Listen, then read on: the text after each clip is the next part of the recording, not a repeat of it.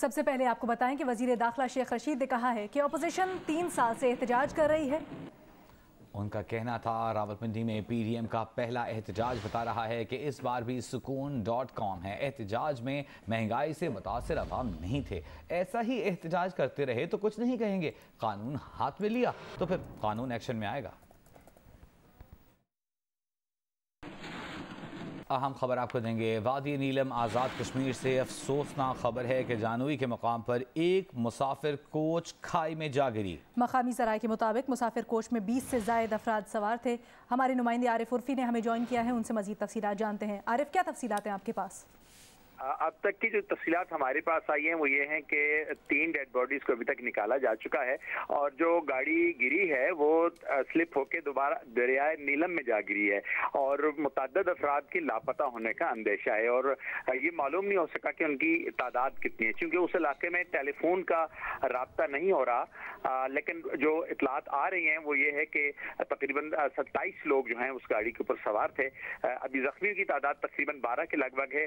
वहाँ पे मकामी लोग जो हैं वो रेस्क्यू कर रहे हैं और वहाँ पे जो पाकिस्तानी अफवाज की मकामी कमांड के लोग हैं वो भी मदद को पहुँच चुके हैं और वो वहाँ से इस वक्त रेस्क्यू और रिलीफ का काम जो जारी है। आरिफ, आप हमें ये बता रहे हैं कि 12 अफराद जख्मी हैं जिन्हें रेस्क्यू कर लिया गया है। 3 अफराद की लाशें निकाली जा चुकी हैं। दरिया में गिरने से कुछ अफराद के लापता होने का खदशा भी जाहिर किया जा रहा है। रेस्क्यू ऑपरेशन के हवाले से हमें अपडेट कीजिएगा, क्या सूरत हाल है? वहाँ पे चूंकि पुलिस की इतनी नफरी नहीं है तो मकामी तौर पर चूंकि कंट्रोल लाइन का इलाका है तो वहाँ पे पाकिस्तानी अफवाज जो हैं हमारी वहाँ पे वो मौजूद होती हैं और उन्होंने इस वक्त वहाँ पे जो मकामी कमांड है वो रेस्क्यू का काम कर रहे हैं मकामी लोगों के साथ मिलके और वहाँ इस वक्त तलाश का सिलसिला जारी है। जिन लोगों को रेस्क्यू किया गया है वो भी अभी तक हॉस्पिटल में नहीं पहुँचाए जा सके क्योंकि इलाका बहुत दूर दराज है। कोशिश की जा रही है इस वक्त, हमें जो इतलात वहाँ से आ रही है वो ये है कि इस वक्त कोशिश की जा रही है उन लोगों को वहाँ से रेस्क्यू करके केएल के हॉस्पिटल में जो मिलिट्री का MDS है वहाँ पे पहुंचाया जा रहा है। बहुत शुक्रिया आरिफ उर्फी आपका।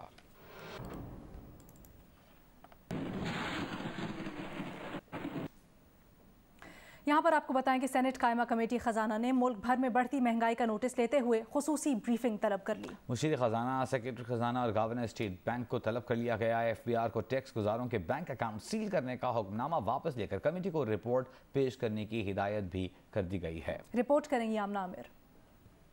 महंगाई पर मुल्क में एहतजाज हो रहा है। इस मामले पर कमेटी को ब्रीफिंग देने के लिए आला हुकाम इजलास में शरीक हूँ। एडिशनल सेक्रेटरी सतह का अफसर काबिल कबूल नहीं होगा। सेनेटर तला महमूद की ज़ेर सदारत सेनेट की खजाना कमेटी के इजलास में मुल्क में बढ़ती महंगाई का नोटिस लिया गया। इस वक्त पूरे मुल्क के अंदर जो है वो एक महंगाई का तूफान है। आम आवाम जो है वो बहुत परेशान है, लिहाजा आम आवाम की दादरसी की जो है वो कोशिश करनी चाहिए और मैं समझता हूँ कि ये इस वक्त की जरूरत है। FBR की जानिब से टैक्स गुजारों बैंक अकाउंट सील करने के मामले पर कमेटी में बहस। कमेटी ने FBR को टैक्स गुजारों के बैंक अकाउंट सील करने का हुक्मनामा वापस लेने की सिफारिश कर दी। कमेटी अरकान ने कहा बैंक अकाउंट सील करने से टैक्स कल्चर को फरोग नहीं दिया जा सकता। कारोबार में मुश्किलात पैदा हो रही हैं। कारोबार तबाह होगा तो कौन टैक्स देगा? FBR का ऑर्डर है उसको हमने जो है रिजेक्ट कर दिया है यूनानिमसली। इनको हमने टाइम दिया है FBR को कि आप इसको हमें कंफर्म करें।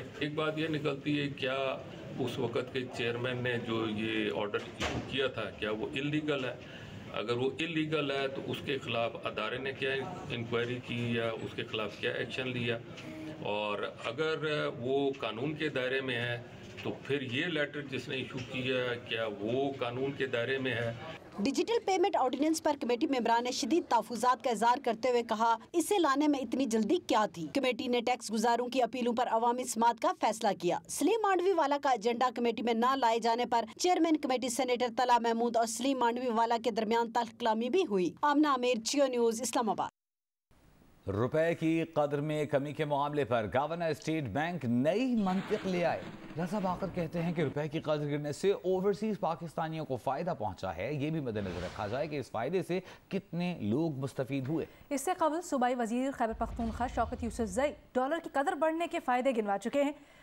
वफाकी वजीर अली अमीन गंडापुर ने कहा था कि महंगाई बढ़ने से हमारे ही लोगों को फायदा हो रहा है। आलू सस्ते होने का नुकसान हमारे किसानों को हुआ, टमाटर महंगे हुए तो फायदा हमारे ही जमींदारों को हुआ।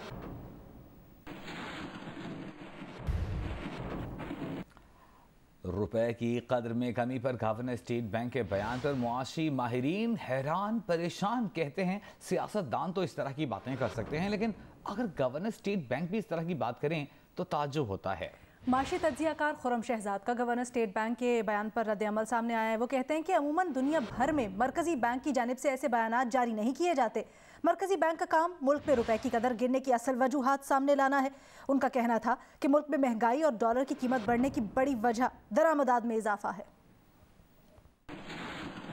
पूरी दुनिया में सेंट्रल बैंक के गवर्नर्स ज्यादातर जो है वो मेरे ख्याल में इस तरह के स्टेटमेंट्स नहीं देते हैं। रीजंस बिल्कुल क्लियर है कि इंपोर्ट्स हमारी बढ़ रही हैं और कंजम्पशन बढ़ी है, इंपोर्ट्स बढ़ी है, वही कंजम्पशन ड्रिवन जो है इंपोर्ट्स होती हैं, तो उसी की वजह से हमारे यहाँ जो इजाफा होता है डॉलर की डिमांड बढ़ जाती है, फिर हमारे कर्जे काफी बढ़ जाते हैं और फिर हमारी महंगाई बढ़ जाती है, तो मजीद जो है हमें कर्जे लेने पड़ते हैं तो वो आपके फॉरेन कर्जे भी बढ़ जाते हैं। तो ये पूरा एक जो है सिस्टम हमारा ऐसा है जिसमें जब तक हम स्ट्रक्चरल इश्यूज ठीक नहीं करेंगे। और अब आपको बताएं कि बॉलीवुड स्टार शाहरुख खान के बेटे आर्यन खान ड्रग केस की मुतनाज़ कार्रवाई पर भारतीय सहाफ़ी बरका दत्त ने भी सवाल उठा दिए। अमरीकी अखबार में लिखे मजमून में उनका कहना था कि भारत में जेल जाने वालों में मुसलमानों और दलितों की तादाद ज़्यादा है। उन्होंने कहा कि गरीब तासुब ज़ात और तबका इस बात का तयन करता है कि कौन जेल जाएगा और कितनी देर तक रहेगा। शाहरुख खान और उनके बेटे ने मोदी सरकार को हकीकी मसाइल से अवाम की तवज्जो हटाने का बहाना फराहम कर दिया है। अमरीकी अखबार वॉशिंगटन पोस्ट में शाया होने वाले एक मजमून में भारतीय सहाफ़ी बरखा दत्त ने कहा कि आदाद शुमार गवाह हैं कि भारत में जेल जाने वालों में मुसलमानों और दलितों की तादाद ज़्यादा है। हमें तस्लीम करना होगा कि भारत में गुर्बत, तासुब, ज़ात और तबका इस बात का तयन करता है कि कौन जेल जाएगा और कितनी देर तक जेल में रहेगा। आर्यन खान ड्रग केस की मुतनाज़ कार्रवाई को तनकीद का निशाना बनाते हुए बरखा दत्त ने कहा कि शाहरुख खान और उनके बेटे ने मोदी सरकार को हकीकी मसाइल से अवाम की तवज्जो हटाने का बहाना फराहम कर दिया है।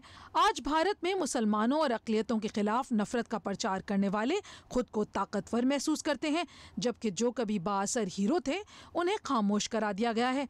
आज भारत में अगर किसी मुसलमान पर कोई इल्ज़ाम लग जाए तो मुश्तइल हुजूम का रद्द-ए-अमल नफरत अंगेज और मुतासिबाना होता है। बरखा दत्त ने कहा कि आखिरी बार जब शाहरुख खान ने खुलकर अपने ख्यालात का इजहार किया था तो उनकी हुब्बुल वतनी पर सवालात उठाए गए थे। उन्हें कहा गया था कि पाकिस्तान चले जाओ। शाहरुख खान ने माजी में खबरदार किया था कि मजहबी अदम रवादारी भारत को तारीख दौर में धकेल देगी।